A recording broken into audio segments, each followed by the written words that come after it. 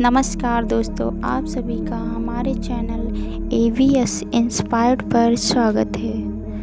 दोस्तों, दुनिया भर में रहने वाले अलग अलग धर्म के अनुयायी अपने अपने तरीके से जीवन जीते हैं। लोग अपने धर्म या संप्रदाय में सदियों से चली आ रही परंपराओं और प्रथाओं के हिसाब से ही नामकरण, शादी विवाह और दूसरे संस्कार करते हैं। वही मृत्यु के बाद अंतिम संस्कार की भी सबकी अपनी अपनी परंपराएं हैं। समय के साथ कुछ परंपराओं को लोगों ने बदल दिया, लेकिन कुछ आज भी जैसी की तैसी निभाई जाती हैं।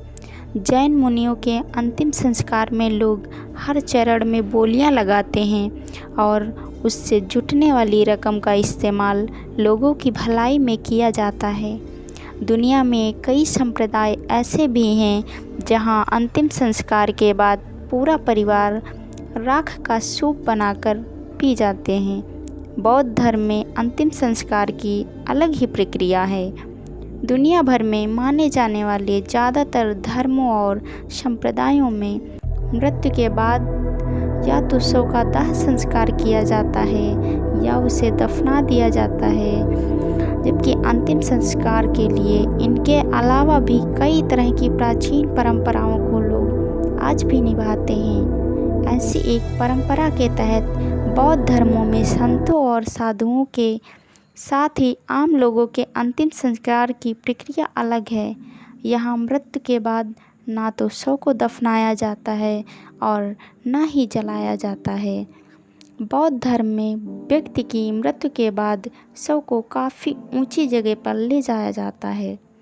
बौद्ध धर्म के लोगों का कहना है कि उनके वहाँ अंतिम संस्कार की प्रक्रिया आकाश में पूरी की जाती है, इसलिए शव को बहुत ऊंची चोटी पर ले जाया जाता है। तिब्बत में बौद्ध धर्म के अनुयायियों के अंतिम संस्कार के लिए पहले से ही जगह मौजूद होती है। शव के पहुंचने से पहले ही बौद्ध भिक्षु या लामा अंतिम संस्कार की जगह पर पहुंच जाते हैं। इसके बाद शव की स्थानीय परंपराओं के मुताबिक पूजा की जाती है। एक विशेष कर्मचारी शव के छोटे छोटे टुकड़े करता है। इस विशेष कर्मचारी को बौद्ध धर्म के अनुयायी रोग्यापस कहते हैं। शव के छोटे छोटे टुकड़े करने के बाद रोग्यापस जौ के आटे का घोल तैयार करता है। इसके बाद टुकड़ों को इस घोल में डुबोया जाता है।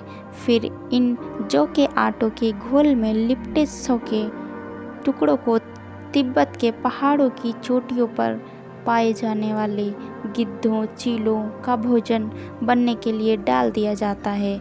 जब गिद्ध और चीले उनके टुकड़ों में से मांस को खा लेते हैं तो बची हुई अस्थियों को पीसकर चूरा बनाया जाता है।